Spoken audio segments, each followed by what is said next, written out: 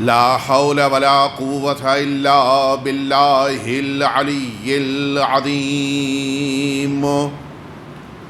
حسبنا الله ونعم الوكيل، نعم المولى ونعم النصير. أعوذ بالله من الشيطان الرجيم.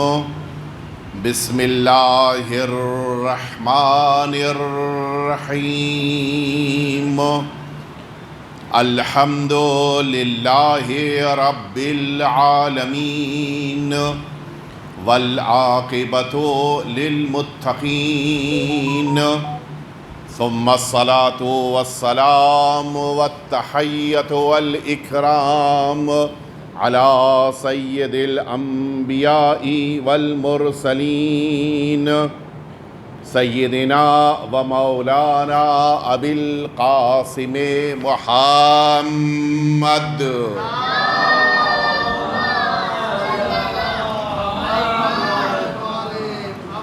صلى الله عليه وعلى أهل بيته الأطيبين الأنجبين الذين أذهب الله عنهم الرجس وطهرهم تطهيرا.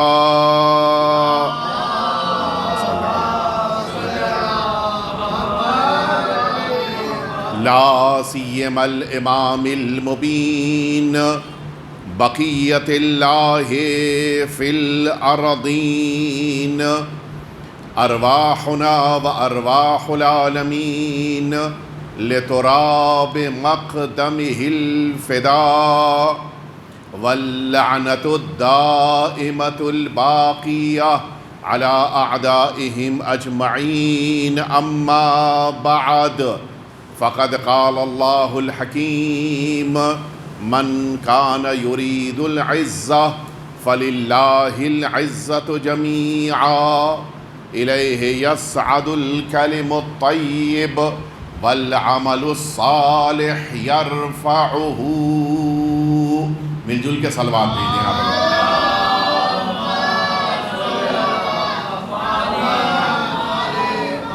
اذان محترم، آج کی یہ شب جو ہمارے درمیان ہے، یہ شب جمعہ ہے، شب رحمت ہے، شب مغفرت ہے.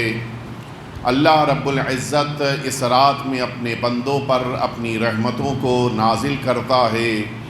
وہ تمام افراد جو آج ہمارے درمیان نہیں ہیں، جو یقیناً اللہ کی رحمت کے زیر سایہ آج کہیں نہ کہیں قبرستان کا حصہ ہیں، ان تمام مرحومین کی امیدیں ہم سبھی سے وابستہ ہیں. آئیے چلیے ان تمام مرحومین کے علو درجات کے لیے، ان تمام مرحومین کو رحمت پروردگار حاصل ہو، ان تمام مرحومین پہ اللہ رب العزت کی بارگاہ سے عظمتیں اور کرامتیں ملیں، اور یہ سب سرکار سید الشہداء کہ آج کی شب مہمان قرار پائیں. مل جل کر ان سبھی کے لیے 3 دفعہ بلند آواز سے صلوات بھیج لیجیے.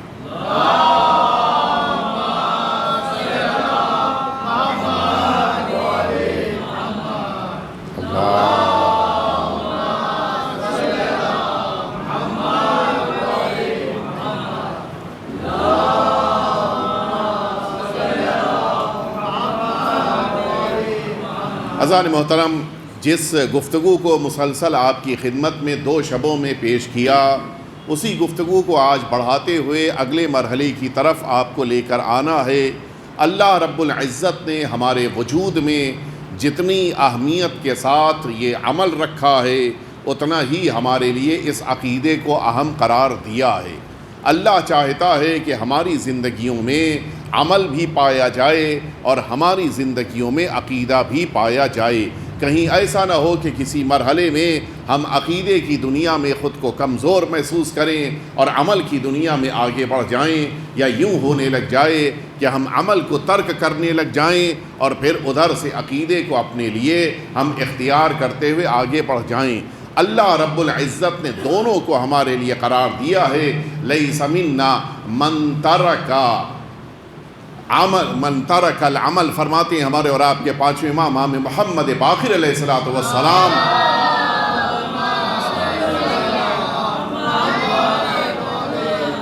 لیس منا من ترک الاطاعہ اتکالا علی محبتنا، ہم میں سے وہ انسان نہیں ہے جو اہل بیت اطہار کی محبت پر بھروسہ کرتے ہوئے اپنی زندگیوں کو عبادتوں سے اور اللہ کی بارگاہ میں عمل سے دور کر لے۔ دونوں کو اختیار کرنا ہے۔ جس کے پاس محبت ہوتی ہے وہ عمل کرتا ہے، بلکہ لفظوں میں ایک ذرا سی تبدیلی کے ساتھ کہہ دوں، جس کے پاس محبت اہل بیت ہوتی ہے وہی عمل کرتا ہے، بقیہ کے عمل کا اعتبار ہی نہیں ہے۔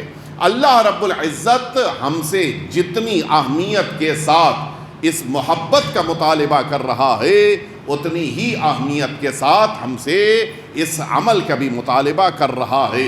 لیکن ایک مرحلے کی طرف میں آپ کو لے کے آنا چاہتا ہوں، تھوڑی سی آپ توجہ فرما لیں، بات ذہنوں تک منتقل ہو جائے گی۔ ہم بہت زیادہ اس بات پر توجہ دیتے ہیں کہ وہ کتنا عمل کر رہا ہے، یہ ہمارے وہاں بڑی اہمیت ہے اس کی۔ مثال کے طور پہ اگر ایک شخص ہے جو نماز پڑھ رہا ہے، مثال کے طور پہ جلدی پڑھ رہا ہے، البتہ نارمل جلدی طریقے سے، ہاں کہیں وہ نہیں کہ نقر الغراب جیسا روایتوں میں آیا ہے کہ وہ کوا چونچ مار رہا ہے، وہ والی نہیں۔ مثلا ایک انسان ہے کہ جو کسی وجہ سے مجبوری کی بنا پر ذرا سی نماز میں عجلت کر رہا ہے، جلدی نماز پڑھ رہا ہے، ہماری نگاہ میں اس کا درجہ فوراً نیچے آ گیا۔ اور ایک انسان ہے جو ماشاءاللہ سے لمبی نماز پڑھ رہا ہے، 10 منٹ کے بجائے 15 منٹ کی نماز پڑھ رہا ہے، وہ انسان جلدی سے اس کا درجہ بڑھا۔ کیوں؟ ہمارے ذہنوں میں تصور ہے کہ عمل کو لمبا انجام دینا، عمل کو زیادہ انجام دینا، یہ زیادہ اہمیت رکھتا ہے، جبکہ حقیقت یہ ہے کہ عمل کا سیدھا رشتہ انسان کے عقیدے سے ہے، سیدھا رشتہ عقیدے سے ہے، اور جتنا یہ عقیدہ پختہ ہوگا اتنا ہی عمل ہمارے لیے مضبوط ہوتا جائے گا۔ یہ میں نے پہلے دن بھی کہا تھا، آج بھی دوہرا رہا ہوں، جتنا عقیدہ محکم ہمارے وجود میں ہوگا اتنا ہی زیادہ ہم عمل کے میدان میں بھی خود کو آگے پائیں گے۔ جو آپ کہتے ہیں بیک بینچرز، یہ جو اسکول میں کلاسز میں یہ جو بچے پیچھے بیٹھتے ہیں، یہ کون بیٹھتے ہیں؟ بیک بینچرز عمل کی دنیا میں وہی ہوتے ہیں جو عقائد میں کمزور ہوتے ہیں۔ توجہ فرمائیے گا، عمل کی دنیا میں بیک بینچر وہی ہوتا ہے جو عقیدے میں کمزور ہوتا ہے، ورنہ عقیدہ تو انسان کو اتنا زیادہ محکم کر دیتا ہے کہ میدان جنگ میں سب سے آگے وہی قدم رکھتا ہے جو عقیدے میں سب سے زیادہ مضبوط ہوتا ہے۔ عقیدہ محکم ہوگا تو سب سے آگے کھڑا ہوگا، عقیدہ مضبوط نہیں ہے تو کوشش کرے گا پیچھے۔ اور اسی لیے آپ دیکھ لیجئے، میدان احد سے وہ نہیں بھاگے جو عقیدے میں پختہ تھے، اور اب بتا دیجئے کون بھاگا؟ وہاں تو عقیدے کی دنیا میں ہونا تو دور کی بات ہے، عقیدہ ہی نہیں تھا، لہذا فرار کر رہے تھے۔ عمل کی دنیا میں انسان تبھی مضبوط ہوتا ہے جب عقیدے کی دنیا میں مضبوط ہو۔ میں آپ کی خدمت میں عرض کروں کہ اللہ رب العزت نے ہمارے وجود میں یہ دو چیزیں رکھی ہیں۔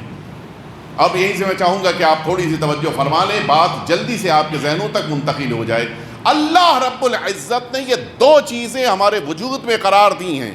ایک، یہ ہمارا جسم بڑی اہم ہے، یہ جسم کی بڑی وقت ہے، کیا عظمت ہے، کتنا خیال ہے ایک دن میں اگر تین کے بجائے 2 دفعہ کھانے کا موقع ملے، دوسرے دن بار بار شکوا تو کل کھانا کم کھا پائے، ہے یا نہیں؟ کتنا خیال ہے ہم کو اپنے جسم کا۔ اور وہ بھی وہاں بھی یہ عالم ہے کہ اگر ہم نے کھایا تو لیکن پسند کا نہیں کھایا تو پیٹ نہیں بھرا، ہم کو جسم کا کتنا خیال ہے، کتنی اہمیت ہے. ہمارے مزاج کا کھانا, ہمارے بوٹ کا کھانا, اور ذرا سی عمر بڑھنے لگی تو اب غذا پہ بھی اثر پڑنے لگ گیا.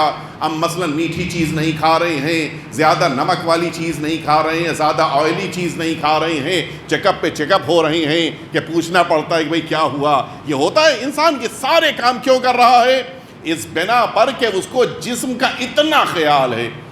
جسم واقعاً اہم ہے, لیکن جسم سے زیادہ وہ دوسری چیز ہے جسے اللہ نے ہمارے حوالے کیا ہے. وہ ہمارے وجود کی اتنی اہم شے ہے کہ اگر جسم سے وہ جدا ہو جائے تو پھر وہ انسانوں کے بیچ نہیں بیٹھتا ہے, قبرستان کا حصہ بن جاتا ہے. یہ ہمارے وجود میں پائی جانے والی روح ہے, بڑی اہم ہے, بڑی امپورٹنس ہے اس روح کی.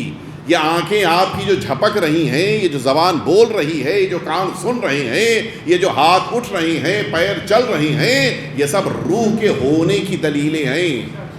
ورنہ جسم کچھ ہے وہ نہیں, یہ سب ختم ہو جائے گا, روح باقی رہے گی.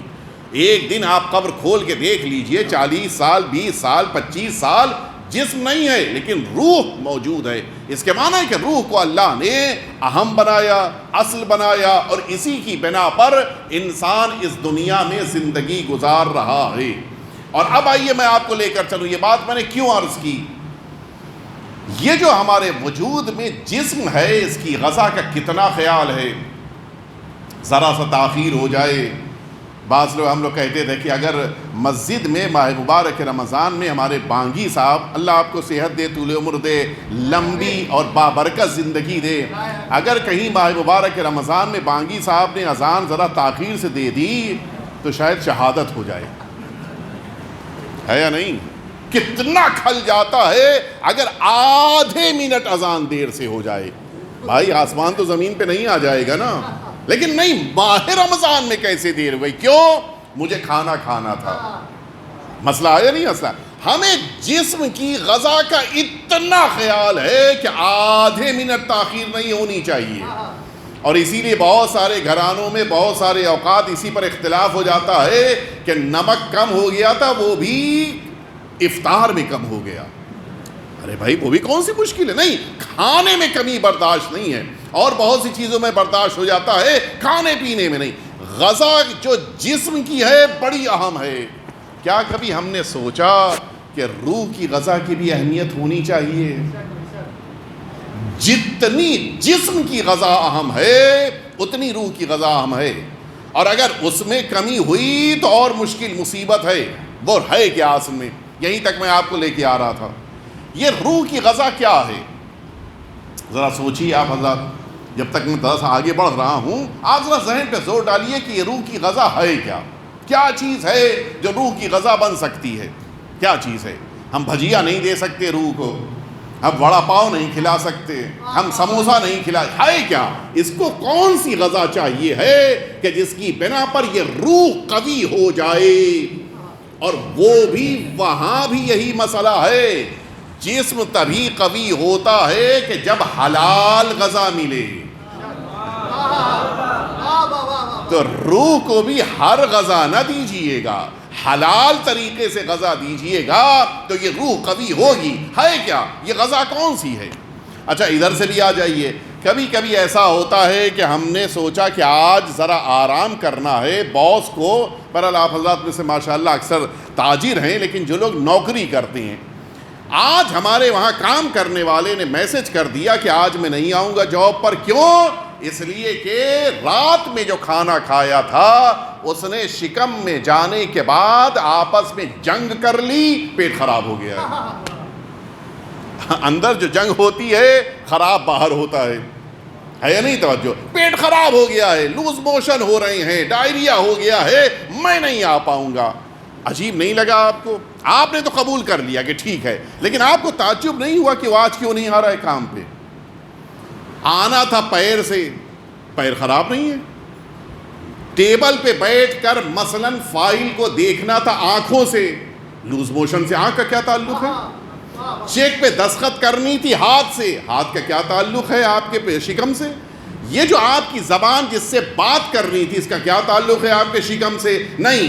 ہوتا یہ ہے کہ اگر جسم کی غذا خراب ہو جائے تو بدن کے بقیہ حصے کام کرنا چھوڑ دیتے ہیں۔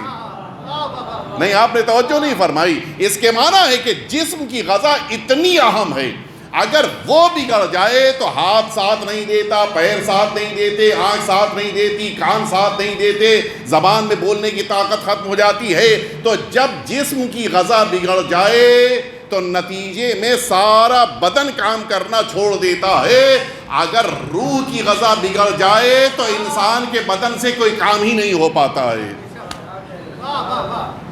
تو ابھی آپ متوجہ ہو گئے کہ روح کی غذا بھی اتنی ہی اہم ہے، جس کو آپ اپنی زبان میں کہتے ہیں آؤٹ پٹ اور ان پٹ۔ جو آپ نے کمپیوٹر کو ان پٹ دیا ہے وہ آؤٹ پٹ میں باہر آئے گا، بدل نہیں سکتا، وہی ہوگا۔ اگر آپ نے مثلاً اس کو ورڈ دیا ہے تو ان پیج نہیں آئے گا، کیوں؟ اس لیے کہ ان پٹ جو ہے وہی آؤٹ پٹ کی شکل میں باہر آئے گا۔ آپ نے جو غذا دی تھی، بدن نے ریئیکشن کے طور پہ اسی کے ذریعے سے اگر طاقت لیا تو پورا بدن کام کر رہا ہے۔ غذا شکم تک گئی تھی، خراب ہو گئی تو اب بدن کام کرنا چھوڑ چکا ہے۔ تو اب سوال یہ پیدا ہوتا ہے کہ یہ روح کی غذا ہے کیا؟ اگر یہ روح کی غذا صحیح آ جائے تو پھر بقیہ چیزیں کام صحیح طور سے کرتی ہیں، تو یہ ہے کیا روح کی غذا؟ ہمارے ذہنوں میں کبھی کبھی تصور پیدا ہوتا ہے کہ یہ نماز روح کی غذا ہے۔ ہم سوچتے ہیں کہ یہ روح کی غذا ہمارا روزہ ہے، ہم سمجھتے ہیں کہ یہ حج ہمارے روح کی غذا ہے۔ نہیں، یہ تو وہ چیزیں ہیں کہ جو عمل کی شکل میں روح کی طرف سے سامنے آتی ہیں۔ تو پھر یہ روح کی غذا کیا ہے؟ الیہ یصعد الکلم الطیب والعمل الصالح یرفعہ۔ یہ جو تمہارا صحیح عقیدہ ہے یہی تمہاری روح کی غذا ہے، اور یہی عمل ہے جو تمہیں جنت کے درجات تک لے کر جائے گا۔ اب مجھے کہنے دیجئے، عقیدہ روح میں اترتا جاتا ہے، نماز روزے کا عمل سامنے آتا جاتا ہے۔ آپ متوجہ ہوئے؟ یہ روح کی غذا ہے۔ اور اب یہیں سے آپ کے ذہنوں کو میں نے متوجہ کرا دیا کہ جتنی یہ روح کی غذا صحیح ہوگی، حلال ہوگی، اتنی ہی نماز صحیح ہوگی۔ جس طرح سے حلال غذا جب جاتی ہے جسم کے پاس تو جسم اچھے سے کام کرتا ہے، حلال طریقے سے کام کرتا ہے۔ اور یہ یاد رکھیے، اگر ہم نے حرام غذا اپنے گھر میں بچوں کو کھلائی تو وہ 2-4 سال کا مسئلہ نہیں ہے، 20 سال 25 سال کے بعد بھی اثر دکھاتی ہے وہ غذا۔ 25 سال کی عمر میں جب بیٹے نے باپ کی بات سننا چھوڑ دیا تو اب قبلہ کے پاس تشریف، مولانا صاحب کو ایک وظیفہ بتا دیے، بچے بات نہیں سنتے ہیں۔ 25 سال سے حرام غذا کھلا کے اللہ کی بات نہیں سنی تھی تب برا نہیں لگ رہا تھا، آج بچے نے بات نہیں سنی تو برا لگ رہا ہے۔ اگر ہم نے حلال غذا کھلائی ہوتی تو یہ نوبت آتی نہیں۔ حلال غذا بڑی اہم ہوتی ہے، لہذا توجہ رہے۔ اسی طرح سے اگر ہم نے یہ اپنی روح کے لیے صحیح عقیدہ اختیار کیا، ہمارا عمل ٹھیک ہوتا جائے گا۔ ممکن نہیں ہے اس انسان کے لیے کہ جو امیر المؤمنین کو مانتا ہے اور جانتا ہے کہ امیر المؤمنین ایک رات میں 1000 رکعت نماز پڑھتے تھے، وہ جو امیر المؤمنین کی 1000 رکعت نماز کا عقیدہ رکھتا ہے، ممکن نہیں ہے کہ وہ نماز صبح کو چھوڑ دے۔ اگر پھر بھی چھوڑ رہا ہے، اس کے معنی ہے کہ اس کے وہاں بھی عقیدہ کمزور ہے، پختہ نہیں ہے۔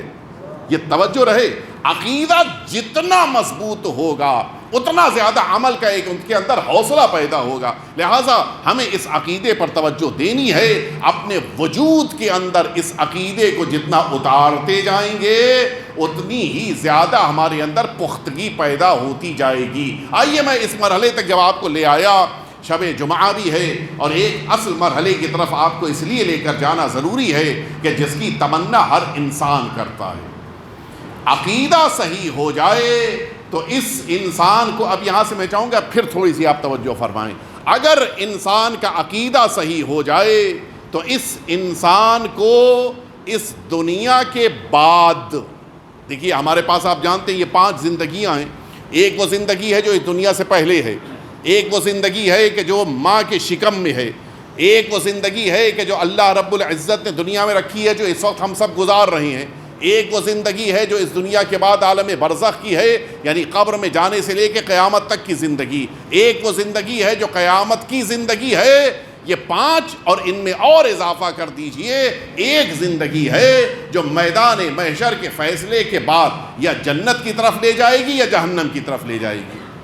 یہ زندگیاں اللہ نے ہمارے حوالے کی ہیں، جو گزر گئیں، یعنی وہ زندگی کہ جو عالم زر کی تھی، کہ جو اس دنیا میں آنے سے پہلے کی تھی، ہمارے اختیار میں نہیں ہے۔ وہ زندگی جو ماں کے شکم میں تھی، اس پر ہمارا اختیار نہیں ہے۔ یہ زندگی جو گزر رہی ہے، اس پر ہمارا اختیار ہے، اور یہیں کی زندگی بتائے گی کہ برزخ کیسی ہوگی، یہیں کی زندگی بتائے گی کہ محشر کیسی ہوگی، اور یہیں کی زندگی یہ طے کرے گی کہ اس انسان کو جنت جانا ہے یا جہنم جانا ہے۔ یعنی یہ 5 کے بیچ میں جو بالکل بیچ کی زندگی ہے وہ اتنی اہم ہے، سب کچھ اسی پہ ٹکا ہوا ہے۔ برزخ کو آباد کرنا ہے، اس زندگی کو آباد کیجئے۔ محشر کو آباد کرنا ہے، اس زندگی کو آباد کیجئے۔ جنت کی تمنا ہے، اس زندگی کو آباد کیجئے۔ اور جس نے اپنے لیے جہنم لکھ لیا ہے تو پھر اب اس سے کہنے ہی کی ضرورت نہیں ہے کہ اپنی دنیا کو خراب کر لیجئے۔ یہ دنیا جتنی آباد کر لی اتنا زیادہ انسان اپنے مستقبل کو سنوارتا جائے گا۔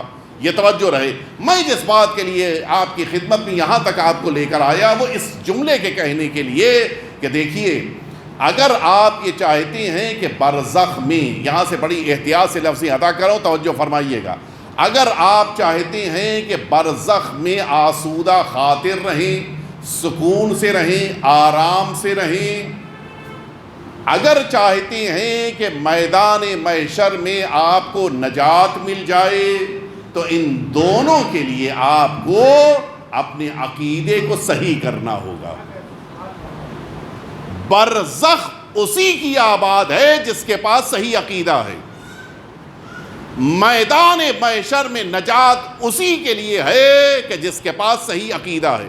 اور یہیں پر اب وہ تصور پیدا ہوتا ہے جو ذرا باریک دنیا ہے، نازک دنیا ہے، لیکن آپ کی خدمت میں آسان لفظوں سے میں آج سمجھانے کی کوشش کروں گا۔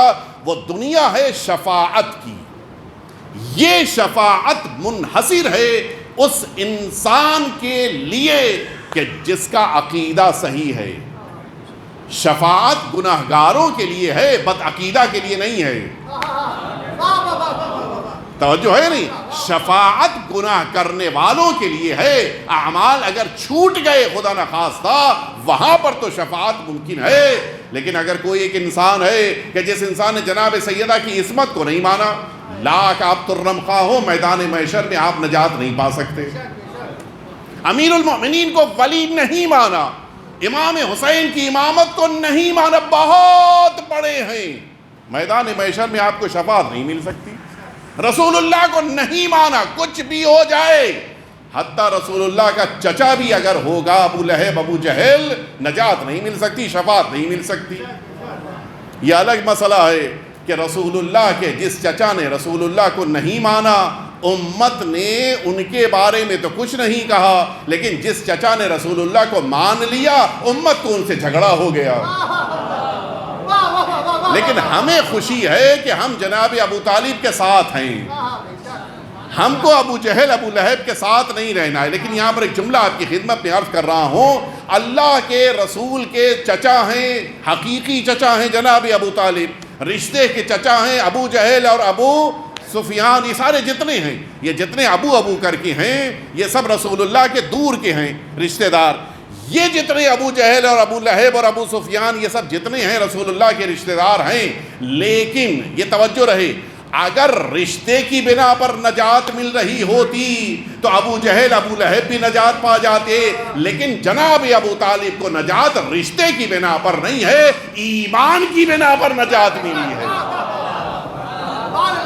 جو رہے جناب ابو طالب کی جو عظمت ہے وہ ان کے محکم ایمان کی بنا پر ہے، رشتے کی بنا پر نہیں ہے۔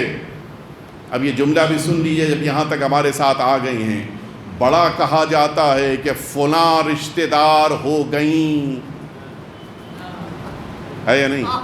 رسول اللہ کے گھر میں آ گئیں، بیاہ کے آئی ہیں، شادی کر کے آئی ہیں تو رشتہ پیدا ہو گیا۔ اب جیسی بھی ہیں رسول اللہ کی گھر والی ہیں، اگر رشتہ نجات دینے والا ہوتا تو ابو جہل جنت چلا جاتا. ابو جہل کا جنت نہ جانا بتا رہا ہے رشتہ جنت میں نہیں جائے گا, امیر المؤمنین کی علی کو ماننا جنت میں لے جائے گا. یہی کہا جاتا ہے بھائی ٹھیک ہے امیر المؤمنین کے سامنے آ گئی تھی لیکن کوئی مسئلہ نہیں ہے, امیر المؤمنین کو نہیں مانا, رسول کی تو گھر والی ہیں, ٹھیک ہے اگر رسول اللہ کی گھر والی ہیں تو پھر امیر المؤمنین کو ماننا ہوگا. اگر نہیں مانا تو بڑی سے بڑی شخصیت ہو وہ زمین پہ گرنا ہے ان کو. اور یہ عجیب ہے, امیر المؤمنین کے سامنے جتنے آئے یا جتنی آئیں ان سب کا حشر یہ ہوا کہ بلندیوں سے جب گھری ہیں تو عقیدت کی بیساکھیاں بھی ان کو آج تک نہ اٹھا پائیں. آج تک کوئی اٹھا نہیں پایا. جو بھی امیر المؤمنین سے ٹکرایا ہے آج فنا ہو چکا ہے, ختم ہو چکا ہے.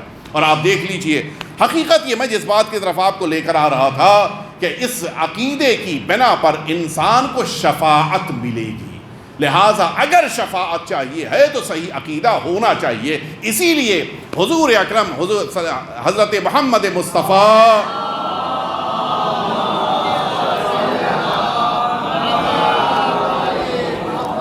آپ کا صاف واضح جملہ ہے کہ میری شفاعت اس کے لیے نہیں ہے جو میرا منکر ہے.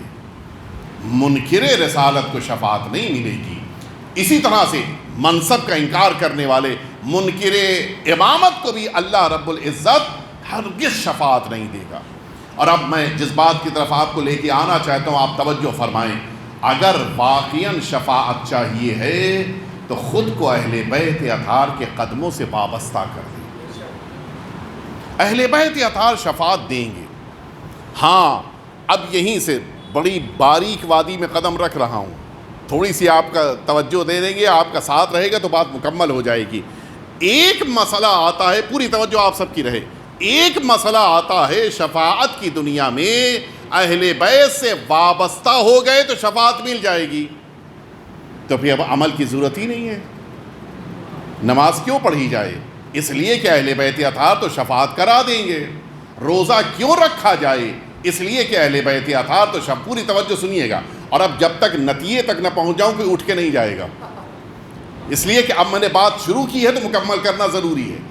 اگر عقیدہ اہل بیت کی بنا پر انسان کو شفاعت ملتی ہے, اگر عقیدہ ولایت انسان کو شفاعت دلاتا ہے تو پھر نماز کا کیا رول ہے, حج کی کیا ضرورت ہے, خمس دینے کی کیا ضرورت ہے, یہ کیا ضرورت ہے کہ انسان روزہ رکھے بھوکا رہے, ان ساری چیز ضرورت ہی نہیں ہے. جب اہل بیت اطہار کی محبت ہے تو یہ محبت کافی ہے, یہی شفاعت دلا دے گی. ہاں شفاعت یقیناً عقیدہ ولایت پر ہے, اس میں کوئی شبہ نہیں, لیکن کب ملے گی سنیں گے آپ. روایت ہے ہمارے اور آپ کے ساتویں امام موسی کاظم علیہ الصلوۃ والسلام,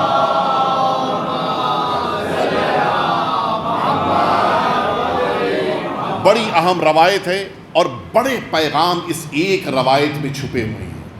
مولا فرماتے ہیں کہ جس وقت قبر میں ایک مرد مومن کو لٹایا جائے گا, اس قبر میں حکم پروردگار سے 5 نور آ جائیں گے, اور یہ 5 نور بھی الگ الگ جگہوں کے اوپر.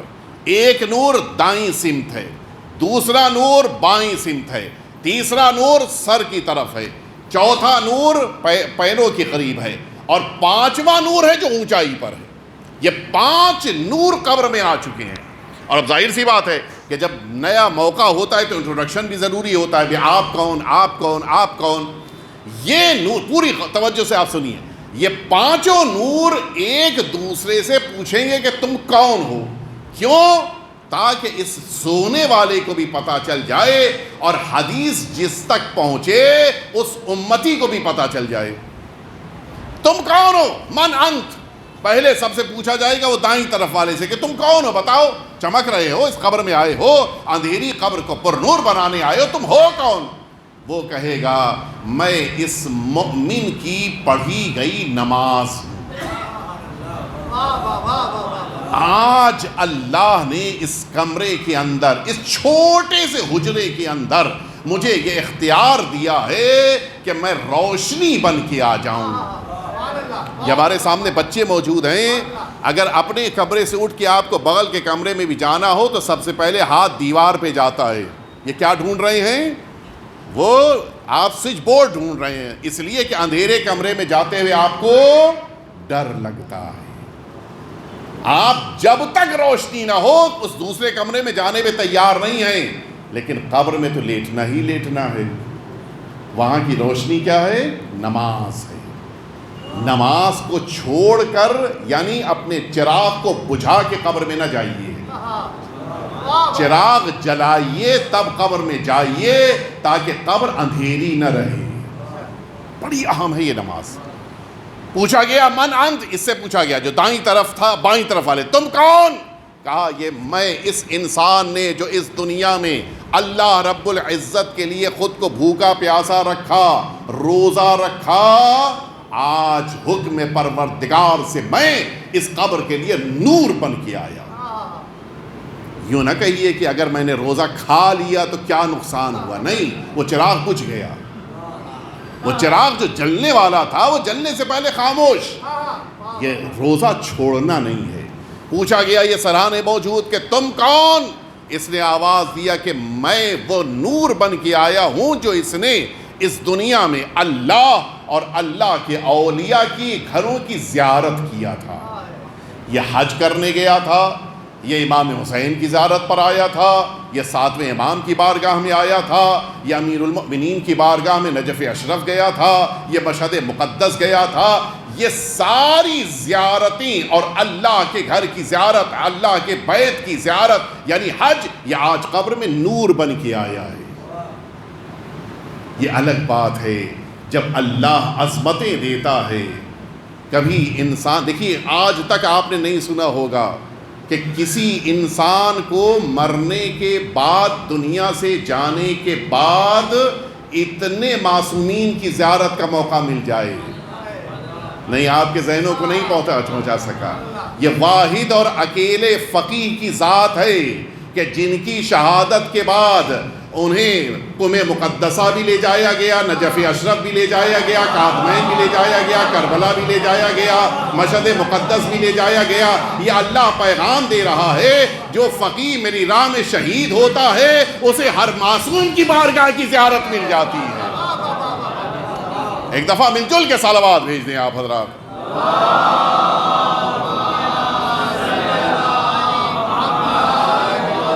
آپ ذرا عظمت تو دیکھیے، کیا عظمت اللہ نے اس فقیہ کو عطا کی ہے جو در اہل بیت سے وابستہ ہو گیا. اتنی عظمت. قبر کا نور بن کے آئے گا، یہی زیارت کا انسان کا جذبہ آج قبر کا نور بن گیا. جسے جب موقع مل جائے یہ زیارت ضرور پڑھے. خاص طور سے شبائے جمعہ کوشش کرے کہ امام حسین کی زیارت ضرور پڑھے. اسی لیے روایتوں میں تاکید شب جمعہ کی وارد ہوئی. اگر مجھے موقع ملا تو میں عرض کروں گا کہ آج جو دنیا میں واقعات رونما ہوتے ہیں شبائے جمعہ، ان میں سے ایک واقعہ یہی زیارت امام حسین کا ہے جو حقیقتاً بڑی اہمیت رکھتا ہے. کون کتنے بچے نور؟ ابھی کتنے نور بچے؟ 5 میں سے 3 کا انٹروڈکشن ہو گیا، نماز، روزہ، حج و زیارت. اب کون بچا؟ 35 آنے والا. تم کون؟ من انت، اب تم کون ہو بتاؤ. اس نے کہا اس مرد مؤمن نے اس دنیا میں جو نیکیاں انجام دی تھی، کسی بیوہ کو کھانا کھلا دیا، کسی یتیم کے سر کے اوپر ہاتھ رکھ دیا، کسی بچے کی تعلیم کا انتظام کر دیا، کسی مسجد کی تعمیر میں 1 اینٹ دے دیا، کسی امام بارگاہ میں فرش بچھوا دیا، کسی مجلس میں تبرک تقسیم کرا دیا، کسی عالم کا احترام کر لیا، حتیٰ جماعت کا انتظام کر دیا، حتیٰ کسی نے 1 سال تک، روایت میں 1 سال کی تاکید ہے، یا حتیٰ کسی نے اگر 1 سال تک کسی جگہ پر اذان دے دیا. یہ بڑا اہم مرحلہ ہے. آج ہمارے نور بھائی کا تذکرہ ہو رہا ہے، حقیقتاً بڑی اہمیت ہے. ہم لوگ سمجھتے ہیں چھوٹا موٹا کام ہے. یا آج کے دور میں ہوتا ہے کہ لوگوں کو معین کیا جاتا ہے کہ تم دینا اذان. ایک زمانہ تھا کہ جس زمانے میں اذان دینے کے لیے ہوڑ لگتی تھی کہ میں اذان دوں گا. آج تو مسئلہ ہی الٹا ہو گیا ہے. یہ اذان بڑی عام ہے. کم از کم خود کوشش کی، اپنی جگہ پہ اذان دینے کی کوشش ضرور کرنی چاہیے. یہ بڑی اہم چیز ہے. یہ نور کہے گا کہ میں اس قبر میں آج یہ جو چیریٹیز جو نیکیاں کر کے آیا ہے، یہ واجبات کی بات نہیں ہے، واجبات تو پورے ہو گئے، یہ جو مستحبات کی دنیا میں نیکیاں کر کے آیا ہے یہ قبر کا نور بن گیا۔ ٹھیک ہو گئے 4، کتنے بچ گئے اب؟ 1۔ دیکھیے اس کمرے میں اس وقت ماشاءاللہ سے کئی لائٹس لگی ہوئی ہیں اور تقریباً مجھے لگتا ہے کہ شاید سب کا وولٹیج ایک جیسا ہے۔ اگر ان کے درمیان کوئی ایک بلب ایسا ہوتا جس کا وولٹیج زیادہ ہوتا، فوراً پتہ چل جاتا کہ یہ زیادہ وولٹیج کا ہے یا نہیں؟ اور اگر صرف اکیلا وہ جل رہا ہوتا تو سمجھ ہی بھی نہیں آتا کہ زیادہ ہے یا کم ہے۔ توجہ ہے نہیں ہے؟ یعنی بقیہ کے بیچ میں جب زیادہ جل رہا ہو، روشن ہو، تو پتہ چل جاتا ہے کہ اس کی روشنی زیادہ ہے۔ یہ بقیہ 4 نور اس اوپر والے سے کہیں گے کہ دیکھو قبر کو روشن کرنے کے لیے آئے تو ہم بھی ہیں، لیکن آخر تم کون ہو جو تمہاری روشنی ہم سے زیادہ ہے؟ یعنی یہ اونچائی پر موجود روشنی اتنی زیادہ ہے کہ بقیہ محسوس کر رہی ہیں۔ اور اب یہ نور کہے گا کہ میں کوئی اور نہیں ہوں بلکہ اس مرد مومن کے دل میں پائی جانے والی یہ محبت اہل بیت اطہار ہے جو آج قبر کا نور بن کے آئی ہے۔ مل جل کے صلوات بھیجتے ہیں آپ حضرات۔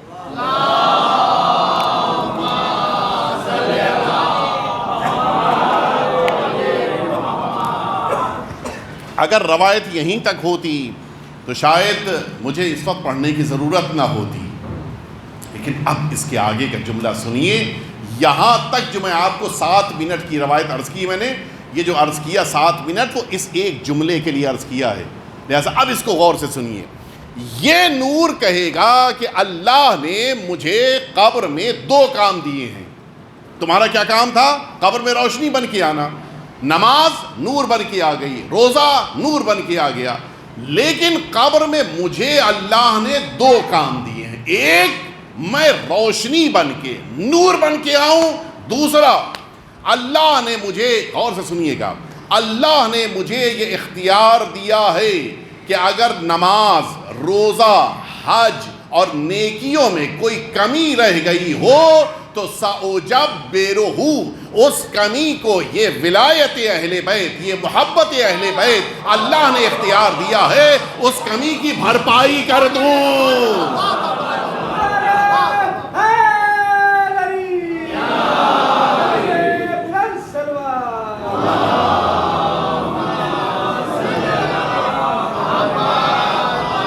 اور اب یہ سمجھانا ضروری ہے کہ یہ لفظ جو سأجبرہ کہا گیا یہ ہے کیا؟ یہ جو بھرپائی ہم اردو میں کہتے ہیں یا زیادہ فصیح زبان میں جبران کہتے ہیں، یہ کیا ہے اصل میں؟ یہ بڑا اہم مرحلہ ہے اور اس پر ہم سبھی کو توجہ دینا ہے۔ یہ لفظ ہے در واقع جبران، اور اسی سے ایک لفظ سنا ہوگا بعض مسجدوں میں بھی آپ نے، اگر اللہ کے اسماء جو 99 نیمز ہیں اللہ کے لکھے ہوئے دیکھے ہوں گے، انہی کے بیچ میں ایک جبار بھی دیکھا ہوگا۔ یہ جبار وہیں سے ہے جو ہم لوگ بچپن میں سمجھتے ہیں معاذ اللہ جبار کا ایک نگیٹو معنی ہے، نہیں، جبار بڑا مثبت معنی ہے، بڑا پازیٹیو میننگ ہے اس کی۔ جبار یعنی بھرپائی کرنے والا، اللہ رب العزت جبار ہے، بھرپائی کرنے والا ہے، کمیوں کو پورا کرنے والا۔ اور یہ حقیقت ہے، ہاں، اللہ اگر کسی کے وجود میں کوئی چیز کم کرتا ہے تو اس کے مقابل کسی چیز کو بڑھا دیتا ہے۔ اور یہ آپ سب کا تجربہ ہوگا۔ مجھے یاد ہے میرے اسٹوڈنٹ لائف میں جب میں کالج میں پڑھتا تھا، ہمارا بھی ہے وہ دوست، ہمارا ایک ساتھی تھا کہ جس کا ایک ہاتھ اس کے فالج تھا۔ ہم لوگ سوچتے تھے کہ اس کے بعد تو طاقت ہی نہیں ہے، اس کے دوسرے ہاتھ میں اتنی طاقت تھی کہ وہ اگر کسی کے گلے میں ہاتھ ڈال دیتا تھا مجال نہیں کہ کوئی اپنا گلا چھڑا لے، ادھر کی کمی کو ادھر پورا کر دیا۔ یہ اللہ مکمل کرتا ہے، لہٰذا کسی کو کمزور نہ سمجھیے۔ کسی کی اگر آنکھ نہیں ہوتی، میں جاتا تھا نوا گاؤں، 88-89 کی بات کر رہا ہوں، نوا گاؤں بستی میں ایک علاقہ ہے، وہاں نہیں پتہ آپ حضرات کوئی گئے نہیں گئے، اس زمانے میں ابھی انتقال بظاہر یہ نہیں، شاید ابھی ہیں لیکن کافی ضعیف ہو چکے ہیں، نوحہ پڑھتے تھے، نابینا تھے، اور وہ ہر انجمن میں ہر جگہ پہنچ جاتے تھے۔ تو ہم نے ان سے پوچھا کہ آپ روڈ کیسے کراس کرتے ہیں؟ اس لیے کہ بیچ میں ہائی وے ہے، کیسے کراس کرتے ہیں؟ سنیں گے آپ، جس کے دونوں آنکھ نہ ہو، جس کا کوئی سہارا چلنے کے لیے نہ ہو، کیسے روڈ کراس کرے گا؟ اللہ کیسے قوت دیتا ہے۔ ہم آپ کبھی زندگی میں ہم کو محسوس بھی نہیں ہوتا. وہ کہتے تھے کہ میں جب روڈ کسی بھی گلی سے نکل کے روڈ پہ آتا ہوں تو اچانک کان میں جو آوازیں ہوا کی آنے لگتی ہیں یہ ہوا کی تیزی بتا دیتی ہے کہ کتنی بڑی روڈ آ گئی ہے. ہمیں آپ کو محسوس بھی نہیں ہوتا. یہ ہے اللہ واقعاً جبار ہے. ایک چیز کم ہوئی تو دوسری چیزیں بھرپائی کر دیتا ہے. اب یہاں پہ میں عرض کر رہا تھا، غور فرمائیے آپ، یہ لفظ آپ اپنی زندگی میں بھی استعمال کرتے ہیں، جبیرہ ہے نہیں، وضوء جبیرہ، غسل جبیرہ، یہ آپ استعمال کرتے ہیں. یہ جبیرہ کیا ہے؟ در واقع یہ جبیرہ اس پٹی کے لیے استعمال کیا جاتا ہے جو زخم پہ لگا دی جاتی ہے. یہاں پر اسی معنی میں اس لفظ کو استعمال کیا گیا ہے روایت میں. اب میں مثال دوں آپ کے ذہنوں کو متوجہ کرانے کے لیے. اگر خدا نہ خواستہ ایک ایکسیڈنٹ ہو جائے، توجہ فرما میں کیا عرض کر رہا ہوں، خدا نہ کرے ایک ایکسیڈنٹ ہو گیا اور بڑا خطرناک قسم کا ایکسیڈنٹ تھا. آپ نے دیکھا کہ ایک انسان ہے جو زمین پہ پڑا ہوا ہے، پورا اس کا پیر بالکل چکنا چور ہو چکا ہے، بری طرح سے زخمی ہوا ہے، گاڑی نے بہت بڑا نقصان پہنچایا. جلدی سے آپ نے ایمبولینس بلایا، اسٹیشن نکالا گیا، اس کو لٹایا گیا، لے کے بھاگے، ہاسپٹل پہنچے، ڈاکٹر نے جلدی سے دیکھا، ایکس رے ہوا، سب کچھ ہوا، اور اب اس نے اس گھٹنے کے اوپر یا گھٹنے کے نیچے جہاں چوٹ آئی تھی وہاں کے اوپر دوا لگائی، پٹی باندھ دیا. یہ ہے جبیرہ. ٹھیک، یہاں تک آپ موافق ہیں؟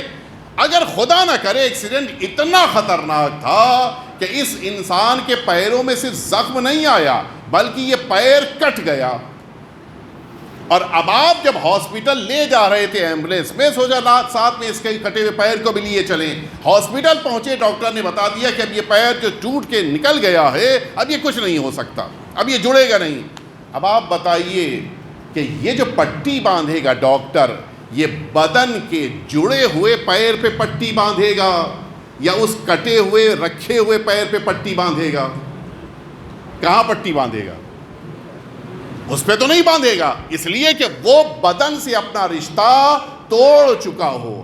جو توڑ دیتا ہے رشتہ، جو جدا ہو جاتا ہے، پھر وہاں پہ پٹی نہیں باندھی جاتی ہے، پھر وہاں پہ جبیرہ نہیں ہوتا ہے. لیکن جو جڑا رہتا ہے، جو اٹیچ رہتا ہے، کچھ ہو تو اس پہ جبیرہ کیا جائے، کچھ ہو تو اس کی بھرپائی کی جائے، کچھ ہو تو اس کی کمی کو پورا کیا جائے، یہ کہلاتا ہے جبیرہ.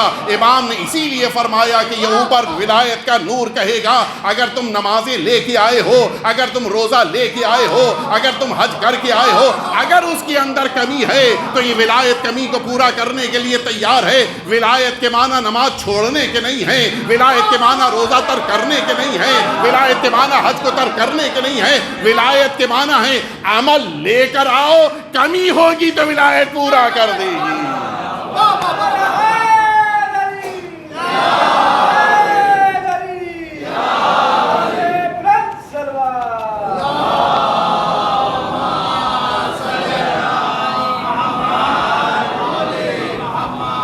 اس سے بہتر صلوات آپ حضرات بھیج دیں.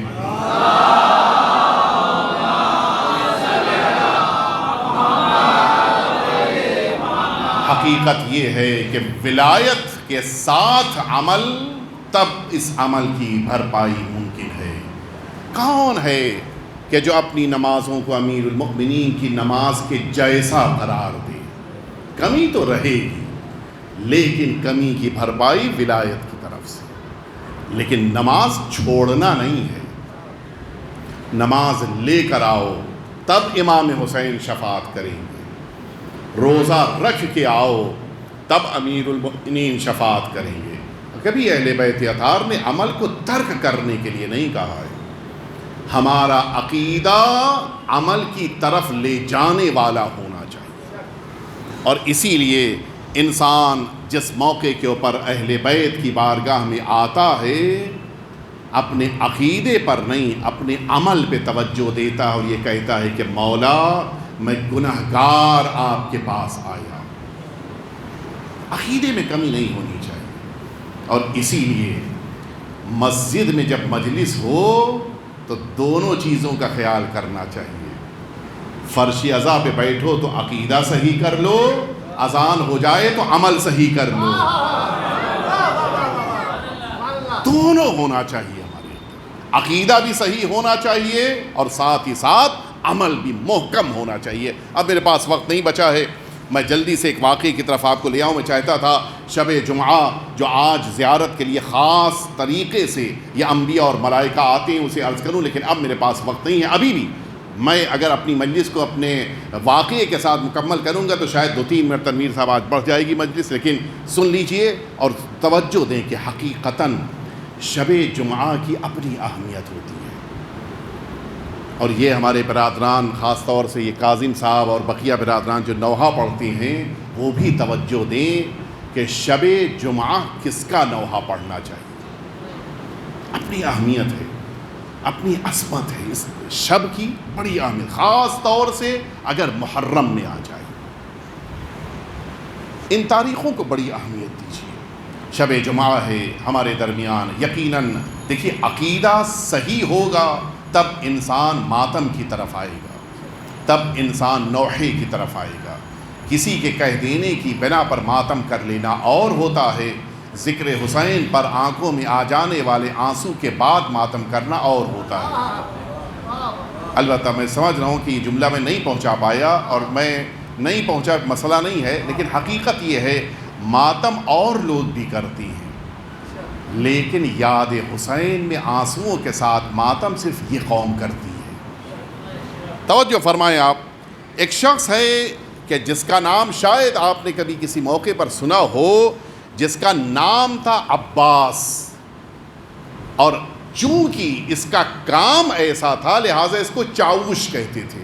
چاوش فارسی زبان میں اس انسان کو کہتے ہیں کہ جو ایک چھوٹے سے گروہ کے ساتھ آگے آگے چل رہا ہو، ہاتھ میں اس کے کوئی پرچم ہو، کوئی نشانی ہو، اور وہ ان لوگوں کو گائیڈ کر رہا ہو۔ جیسے آپ اپنی زبان میں گائیڈ کہتے ہیں، ایک رہنما کہتے ہیں، ویسے چاوش کہلاتا ہے۔ البتہ چونکہ عام طور پر چاوش وہاں پر استعمال کرتے ہیں کہ جہاں پر یہ گروہ، یہ چھوٹا سا لشکر زیارت کے لیے جا رہا ہو، لہٰذا لفظ چاوش بڑا محترم سمجھا جاتا ہے۔ عباس چاوش اس کا نام تھا۔ لوگوں کے درمیان بڑی شہرت تھی اور بڑی اہمیت تھی، اور لوگ ان کو بڑی عزت دیتے تھے، سارے راستے ان کو پتہ تھے۔ ان کو جہاں سے کہیے کربلا آپ کو پہنچا دیں گے، آپ اصفہان سے کہیے پہنچا دیں گے، آپ ان سے یزد سے کہیے پہنچا دیں گے، قم سے کہیے، جہاں سے کہیے۔ اتنے ماہر ہو چکے تھے راستوں کے مسئلے میں کہ جہاں سے کہیے وہ آپ کو پیدل لے کے پہنچا دیتے تھے۔ البتہ وقت لگتا تھا، تو ظاہر ہے کہ وہ تو فطری بات ہے۔ عباس چاوش کے پاس ایک زمانے میں یہ یزد کے علاقے کے جوان آئے، تقریباً 30-32، اور کہا کہ ہم سبھی کو یہاں یزد سے، ظاہر ہے کہ اس زمانے میں ان لوگوں کی بڑی اہمیت ہوتی تھی، جو رہنما بنتے تھے، گائیڈ بنتے تھے، اس لیے کہ انہی کے سہارے قافلے طے کیے جاتے تھے، راستے طے ہوتے تھے۔ ان سارے یزد کے جوانوں نے کہا کہ ہم سبھی کو یزد سے پیدل جانا ہے کربلا۔ یہ بھی اللہ کی توفیق ہے، جس کو جو سعادت مل جائے، یزد سے پیدل جائیں گے۔ آج نجف سے کربلا جاتے ہیں تو 3 دن لگتا ہے پیدل جانے میں، یزد سے جائیں گے تو کتنا وقت لگے گا؟ کم از کم 1 مہینہ لگ جائے گا۔ کہا ٹھیک ہے ہم جانے کو تیار ہیں، لیکن عباس چاوش نے کہا لیکن کیا، پھر کیا مشکل ہے؟ کہ میں جب آخری زیارت کے لیے گیا تھا آقا حسین کی بارگاہ میں، مولا سے میں نے ایک کام کے لیے کہا تھا اور یہ نذر کی تھی کہ مولا وہ کام ہو جائے گا تو اگلی زیارت کے لیے آؤں گا۔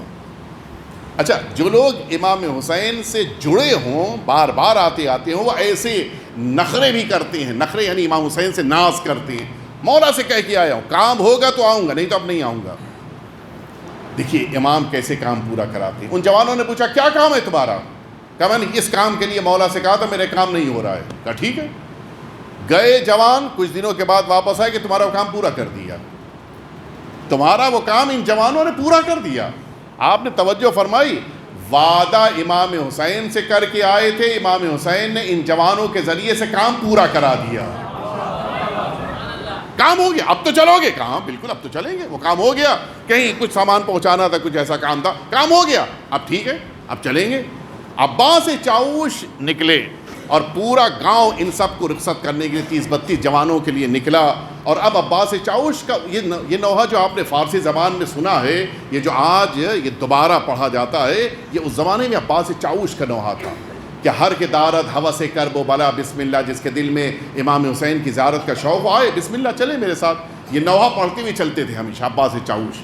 نکل پڑے یہی نوحہ پڑھتے ہوئے، ہاتھ میں علم لیے ہوئے ہیں، ہر کے دارت حوث کرب و بلا بسم اللہ، جس کو امام حسین کی زیارت کا شوق ہے آئے میرے ساتھ چلے، میں جا رہا ہوں زیارت کے لیے۔ پورا گاؤں رخصت کر رہا ہے، ایک عجیب کوہرام کا عالم ہے، ہر ایک رو رہا ہے، گریہ کر رہا ہے، کوئی رخصت کے موقع پہ کہہ رہا ہے میرے لیے زیارت کرنا، میرے لیے دعا پڑھ دینا، میرے لیے فلاں ساری چیزیں۔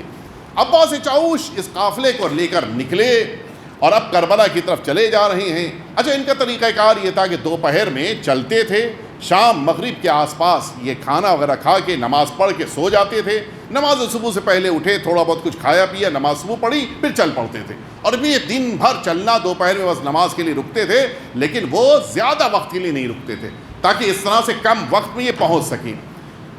آخری شب آ چکی تھی اور عباس چاؤش تقریباً کربلا کے قریب پہنچ چکے تھے۔ مغربین سے پہلے ان سب نے اپنے قافلے کو ٹھہرایا، عباس چاؤش ہی نے بتایا، رکے، نماز پڑھی، تھوڑا بہت کچھ کھایا اور کہا تم سب سو جاؤ۔ سب سو گئے، عباس چاؤش بیٹھے رہے۔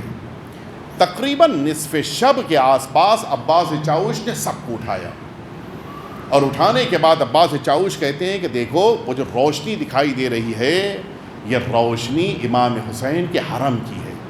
کیا مطلب؟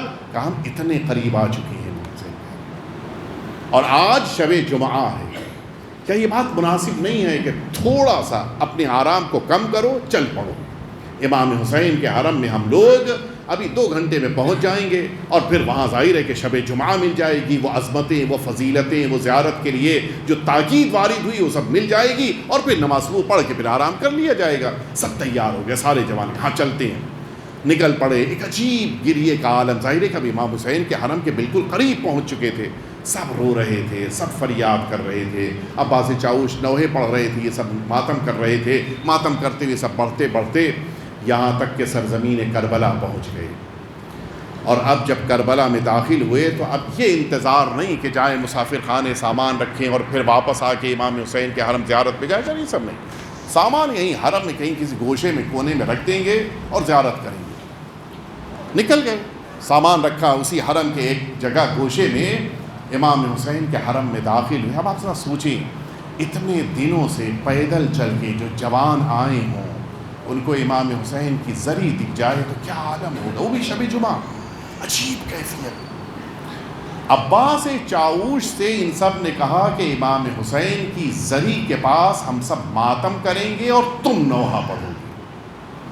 خوش نصیب ہے یہ نوحہ پڑھنے والے برادران، کس کو امام حسین یہ توفیق دے کوئی نہیں جانتا۔ تم نوحہ پڑھو، لیکن ایک شرط پہ، وہ نوحہ نہ پڑھنا کہ جو تمہیں پسند ہے۔ پھر کہا ایک کام کرو، تمہارے پاس یہ جو بستہ ہے، یہ جو ہم لوگ جس کو ڈائری کہتے ہیں، یہ بستہ کہلاتا ہے، تمہارے پاس جو یہ نوحے کا بستہ ہے، یہ جو ڈائری ہے، اس کو تم بغیر کسی خاص صفحے کی توجہ کے یوں ہی کھولو، اور جو صفحہ کھل جائے، جو نوحہ اس پر لکھا ہو وہی پڑھنے لگنا۔ ٹھیک ہے، اچھی بات ہے، آپ سنیں گے۔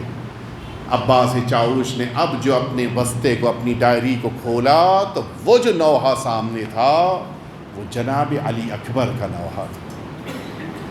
کیا عالم ہوگا، جناب علی اکبر کا نوحہ پڑھ رہے ہیں اور پورا مجمع، حتیٰ وہ 32 تو الگ، وہ جو پورے حرم کا مجمع تھا وہ چیخیں مار مار کے رو رہا تھا۔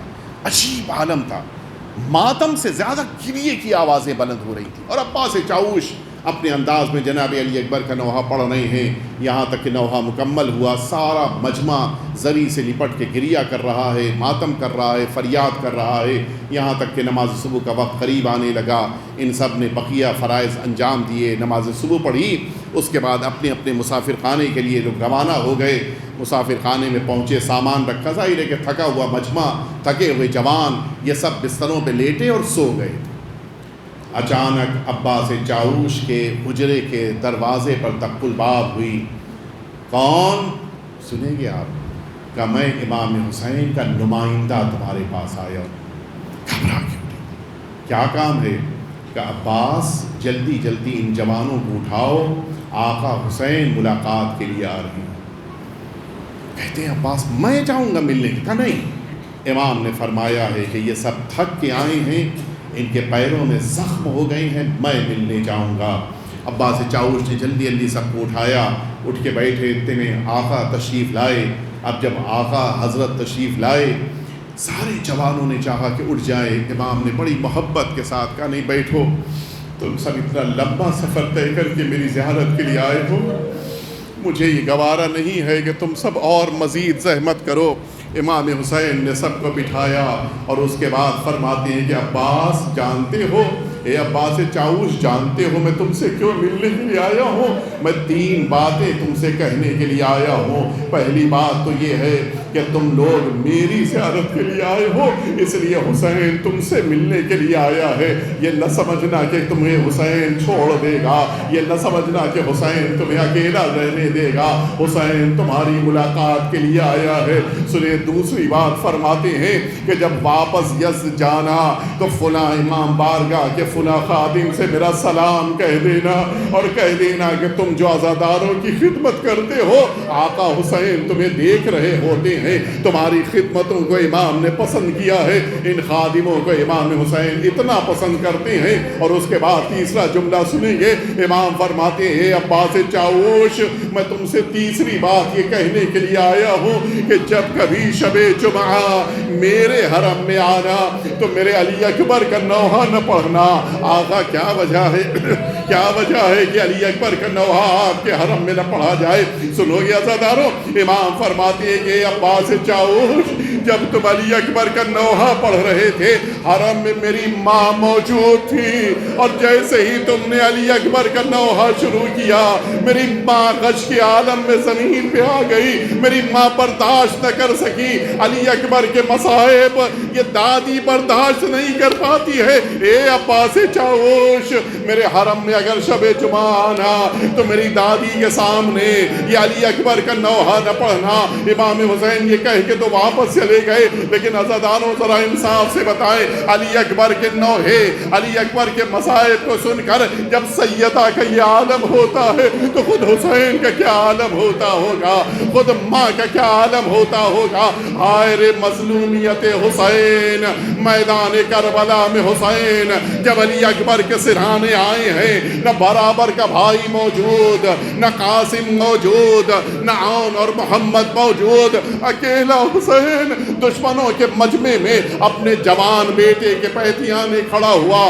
بعض روایتوں میں ہے کہ سرہانے کھڑے ہوئے امام حسین آواز دے رہے تھے اے بیٹا اکبر، وہ کون سی تکلیف ہے جس کی بنا پہ ایڑیاں رگڑ رہے ہو؟ حسین سرہانے بیٹھ چکے تھے، علی اکبر کے سر کے اوپر ہاتھ رکھے ہوئے حسین پوچھتے جا رہے تھے۔ یہ باپ اور بیٹے کی محبت ہے، یہ منفرد محبت ہوتی ہے۔ حسین اپنے بیٹے کے سر پہ ہاتھ رکھ کے پوچھ رہے ہیں بیٹا بتاؤ کہاں تکلیف ہے، کہاں پہ تم کو یہ زحمت ہو رہی ہے؟ علی اکبر کہتے ہیں بابا میرے سینے میں نیزے کی علی ٹوٹ کے رہ گئی ہے۔ آؤ امتحان حسین کو دیکھو، میدان کربلا میں اب حسین نے اپنا امتحان دیا۔